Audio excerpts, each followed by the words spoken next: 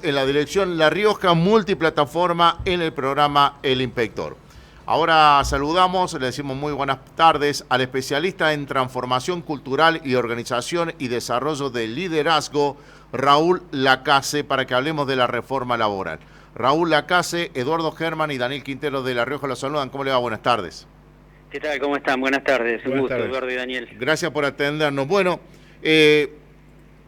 pensando que el domingo no hay elecciones, que este país sería normal, ¿hay que llevar adelante modificaciones en la cuestión laboral en la Argentina, en la CASE? Sí, yo creo que la verdad es que si uno, para empezar, yo siempre digo que la palabra reforma nos ha llevado un poco a ponernos un poco con sesgos, ¿no? Sí. Que cada vez que hablamos de reforma, yo creo que en vez de escuchar la palabra reforma, escuchamos pérdida, ¿no? Sí.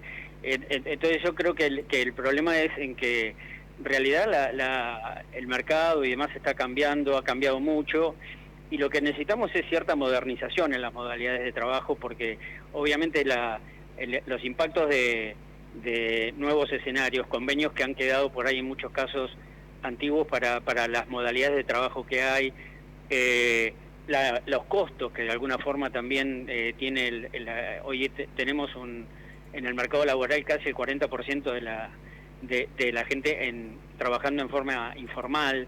Eso de alguna forma es un mensaje, ¿no? Es como que de alguna manera a las pymes, que son hoy quizás las que más empleo dan, les cuesta, digamos, poder contratar con los niveles de costos laborales que hoy tienen, y en algunos casos por los riesgos que eso trae, la famosa industria del juicio, etcétera, que son cosas que de alguna manera nos están dando como señales de que es necesario una modernización.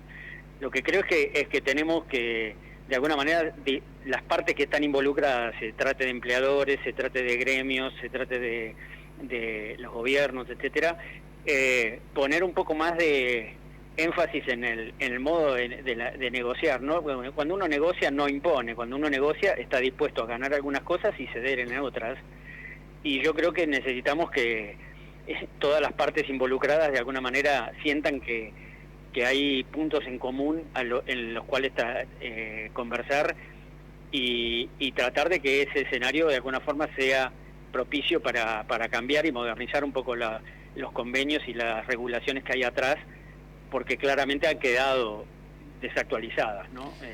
Así que creo que hay necesidad y creo que hay que también, vuelvo a repetir, ponernos en disposición de encontrar puntos en común, porque si no va a ser muy difícil, si nos sentimos amenazados cada vez que hablamos de reforma.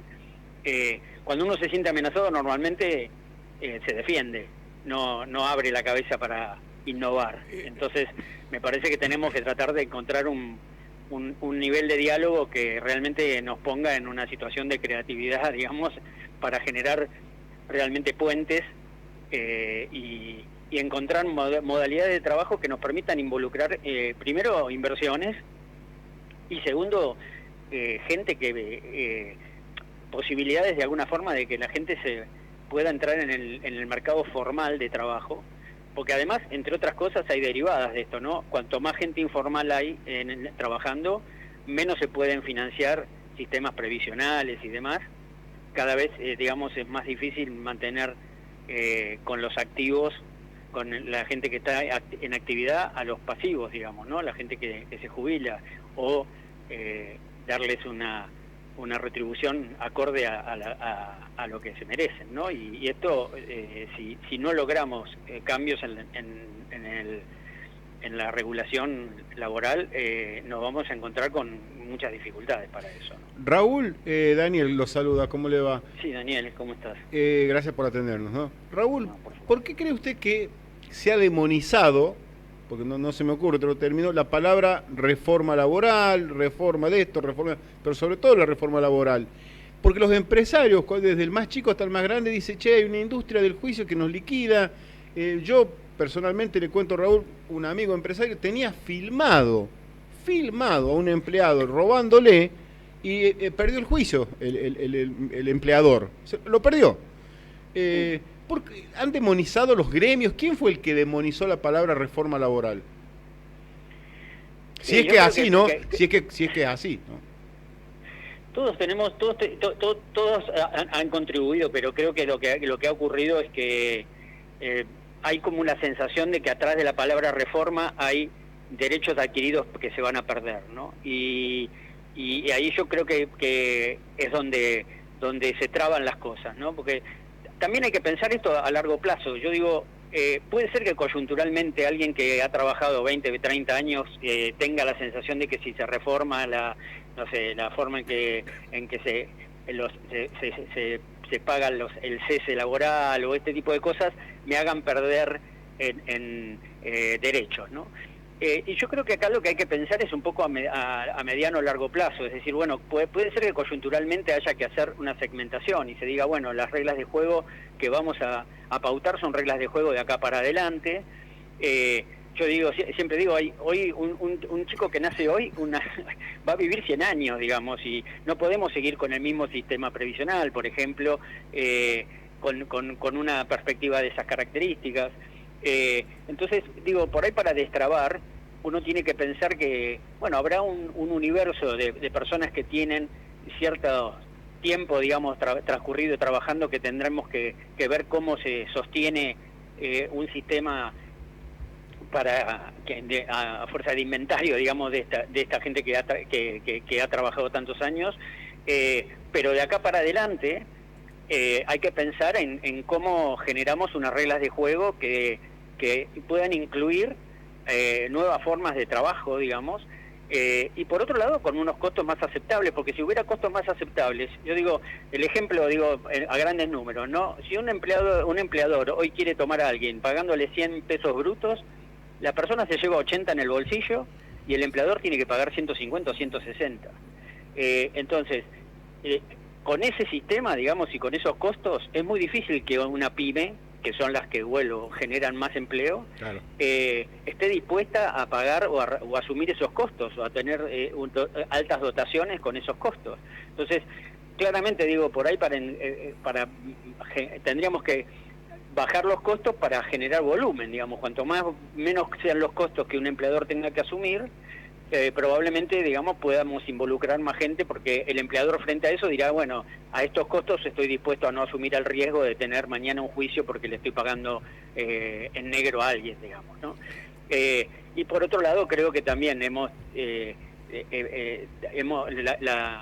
la industria del juicio del juicio también la hemos alimentado, se ha alimentado desde lo judicial también, ¿no? Creo que también ahí hay cosas que revisitar, digamos, respecto a cómo son las reglas de juego para la formalidad, digamos, ¿no?